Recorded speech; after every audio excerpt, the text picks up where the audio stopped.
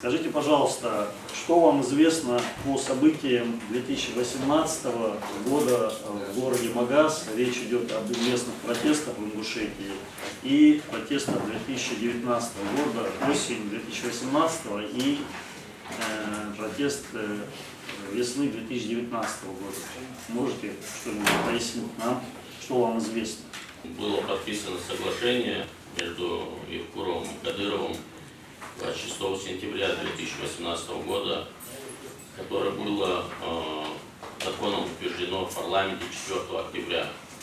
И в этот момент в городе Магасе проходили протестные акции, люди были возмущены кулуарностью подписания этих антинародных, как считали протестующие, этих документов, соглашений.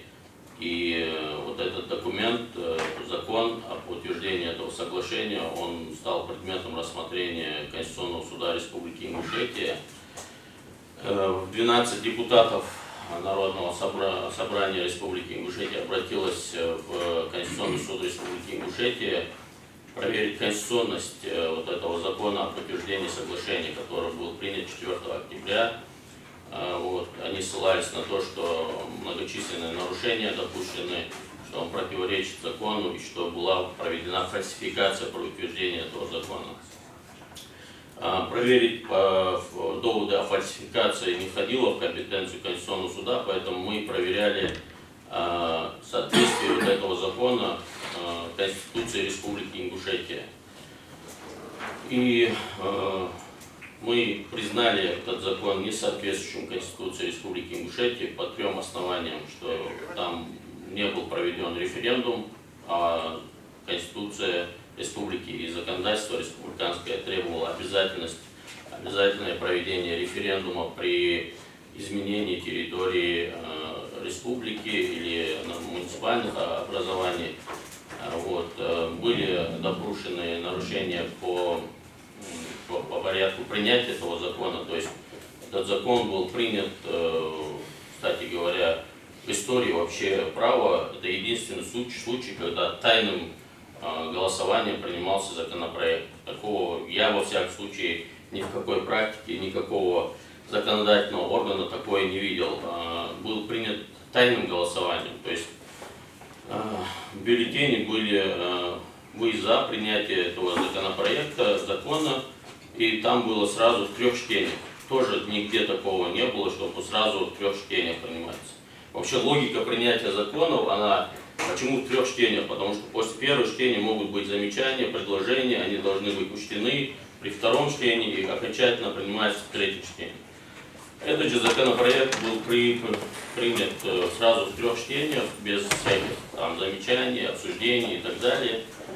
И тайным голосованием. Это депутаты считали нарушением закона, и Конституционный суд с этим согласился, так как мы должны были изучить этот вопрос с точки зрения порядка принятия этого закона.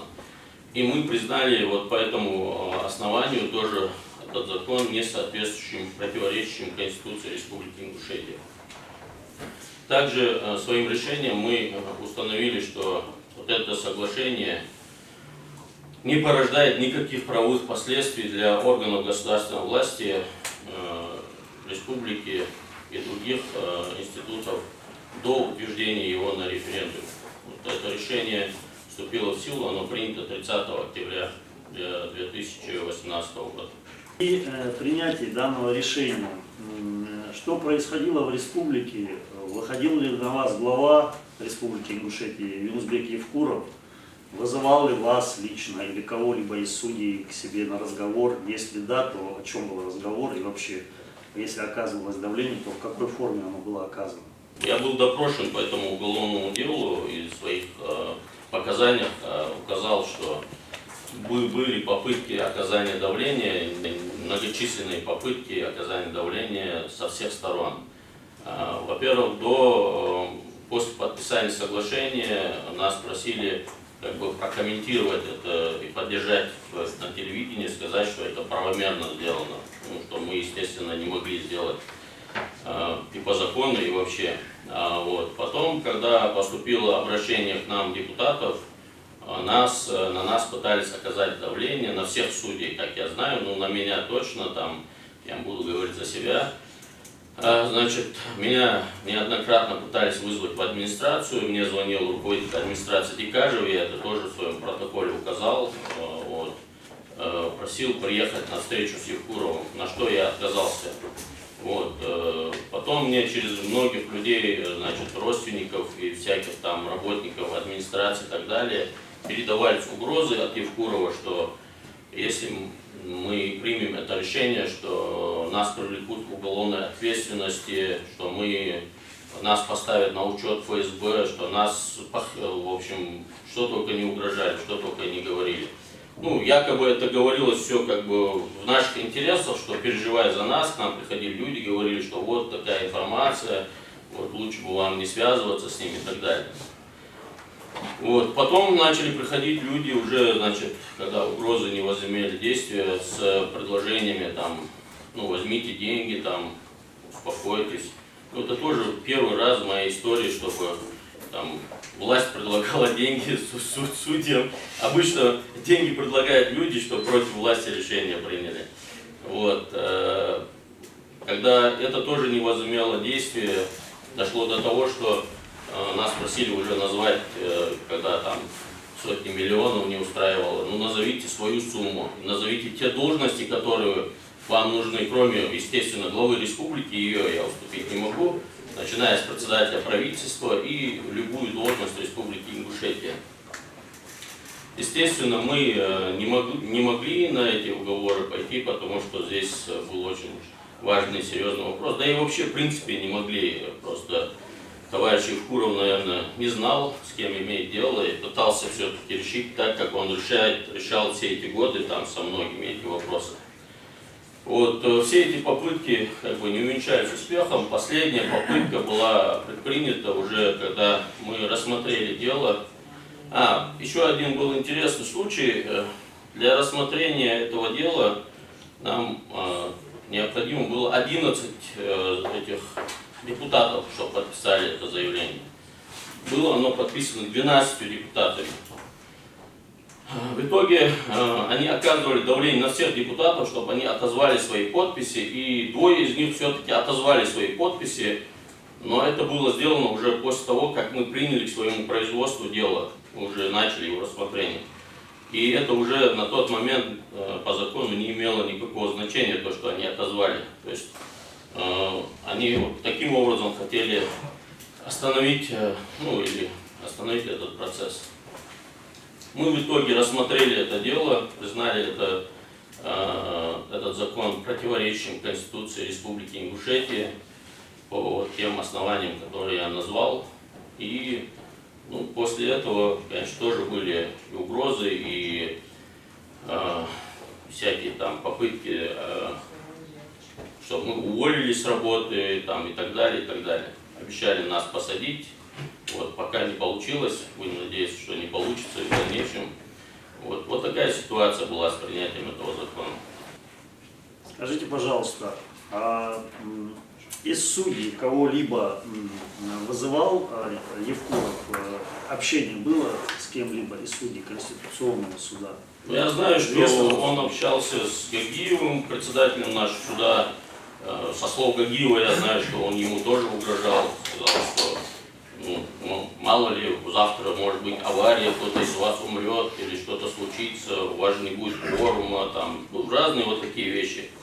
Со слов Евлоева, третьего нашего судью, я знаю, что его тоже через родственников, там, через отца там, надавили на его пригласили туда на беседу, и попытка оказать на него давление тоже была. И, кстати, Евлоев, когда пришел оттуда, сказал мне, что Евкуров просил тебе передать, что он тебя обязательно посадит, что у него на тебя вот такой компромат.